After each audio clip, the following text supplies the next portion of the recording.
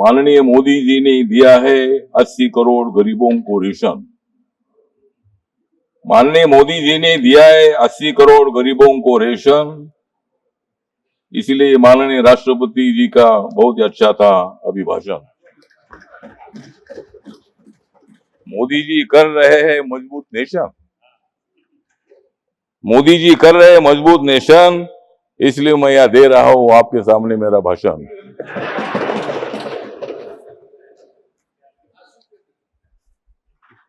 नरेंद्र मोदी जी प्रधानमंत्री बने हैं तीसरी बार,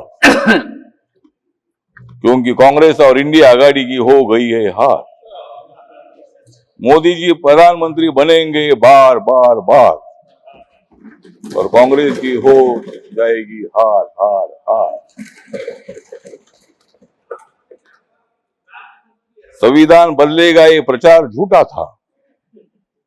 संविधान बदलेगा ये प्रचार झूठा था, क्योंकि कांग्रेस ने सारा देश लूटा था।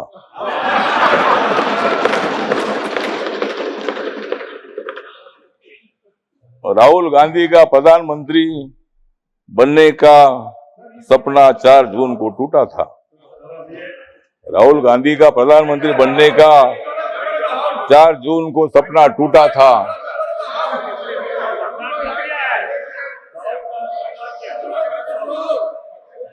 और मोदी जी के खिलाफ वन सेकेंड इंडिया आघाड़ी का प्रचार टूटा था। एक सेकेंड। यही है कि जो व्यक्ति दूसरे सदन का सदस्य हो उसके बारे में कोई आक्षेप नहीं लगाया जा सकता, और उसका आक्षेप नहीं लगाया सकता, उसकी चर्चा नहीं हो सकती, क्योंकि वो अपनी बात की सफाई देने के लिए यहाँ पे मौजूद नहीं।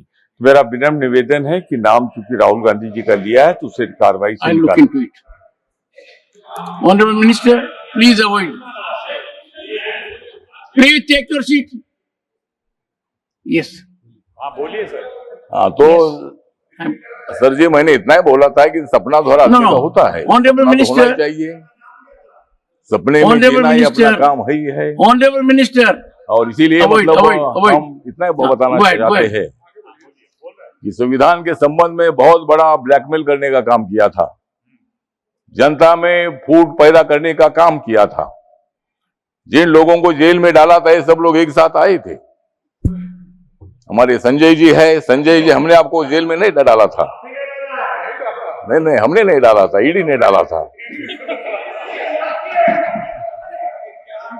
आपके बारे में आदर है। अन्ना हजारे जी हमारे महाराष्ट्र से आते हैं। अन्ना हजारे साहब के साथ मेरे संबंध बहुत अच्छे हैं। अरविंद केजरीवाल जी उनके आंदोलन से आगे आए हैं, और भ्रष्टाचार के खिलाफ आपने आवाज उठाई है। आम आदमी पार्टी है, आपका पार्टी है, आपने काम अच्छा किया था, लेकिन थोड़ी गड़बड़ हो गई, इसीलिए ऐसा हो गया। अब इसीलिए ठीक बात है। तो इसीलिए हमारा कहना इतना ही है कि संविधान के बारे में बाबा साहब अम्बेडकर जी ने संविधान लिखा है। जिस बाबा साहब अम्बेडकर जी ने संविधान लिखा, आज बाबा साहब का नाम लिया जाता है, संविधान का किताब दिखाया जाता है। लेकिन मैं इतना बताना चाहता हूं, ये कांग्रेस पार्टी ने बाबा साहब को 2 बार हराया था। 1952 में मुंबई में लौगलो मतदार संघ से बाबा साहब को हराया था। 1954 में भंडारा जी बाबा साहब को हराया था, और बाबा साहब अम्बेडकर जी को भारत रत्न नहीं दिया था। बाबा साहब का फोटो सेंट्रल हॉल में नहीं लगाया था। और आज बाबा साहब की बात करते हैं। आज आप संविधान दिखाते हैं, संविधान दिखाओ, लेकिन संविधान के जैसा आपको बर्ताव करने की आवश्यकता है। और इसीलिए संविधान कोई बदल नहीं सकता है। नरेंद्र मोदी जी माथा टेकर शपथ लेते हैं। 26 नवंबर 1949 को संविधान का ड्राफ्ट बाबा साहब ने दे दिया था, तो वो दिन मोदी जी संविधान दिन मनाते हैं, और आप बोलते हैं भाई संविधान बदलेंगे। मोदी जी ने बाबा साहब के काम इतने पूरे किए हैं। मुंबई में हिंदू मिल की जगह पर 3600 करोड़ की जमीन बाबा साहब के मेमोरियल के लिए दी है, और वहां 1200-1300 करोड़ का मेमोरियल बन रहा है। डॉक्टर अंबेडकर फाउंडेशन आपने बनाया था, कांग्रेस पार्टी ने बनाया था, लेकिन वो खाली ऑफिस ही था। मोदी जाने के बाद वहां इतनी बड़ी बिल्डिंग बन गई है, जहां बाबा साहब ने संविधान लिखा, वो 26 अलीपुर रोड पर इतना सुंदर मेमोरियल बन चुका है। इतने काम करने वाले मोदी जी संविधान कैसा बदल सकते हैं? वो कांग्रेस को बदल सकते हैं लेकिन संविधान नहीं बदल सकते हैं।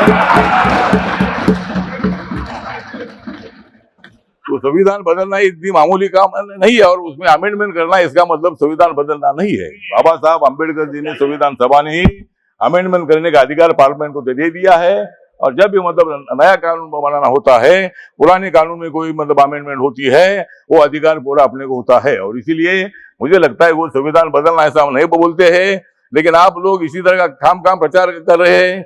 सब इतने नेता मोदी जी को हराने के लिए इकट्ठा आए हैं, लेकिन तुम मोदी जी को हरा नहीं सकते हैं। मैं मोदी जी के साथ हूं। मतलब ठीक बात है, आपको लोकतंत्र में अधिकार है, आपकी सीट ज्यादा ही अच्छी बात है और आप इतनी ज्यादा सीट ना आए कि आप उधर ही रहे और हम इधर ही रहे, मतलब ऐसा भविष्य में होगा तो ठीक बात है। तो अगले बार भी आप ट्राई करिए। लेकिन आज जो राष्ट्रपति का अभिभाषण है, इसका मेरी जो रिपब्लिकन पार्टी ऑफ इंडिया है, बाबा साहब अम्बेडकर जी की स्थापित हुई पार्टी है, इस पार्टी की तरफ से मैं मतलब इस अभिभाषण का सपोर्ट करता हूं और अपोजिशन को इतना बताना चाहता हूं कि मोदी जी स्ट्रांग नेता है, मोदी जी मजबूत नेता है, मोदी जी के साथ इतने हमारे लोग हैं और तुम कितनी भी कोशिश करो लेकिन मोदी जी हारेंगे नहीं, वो तुमको हराएंगे।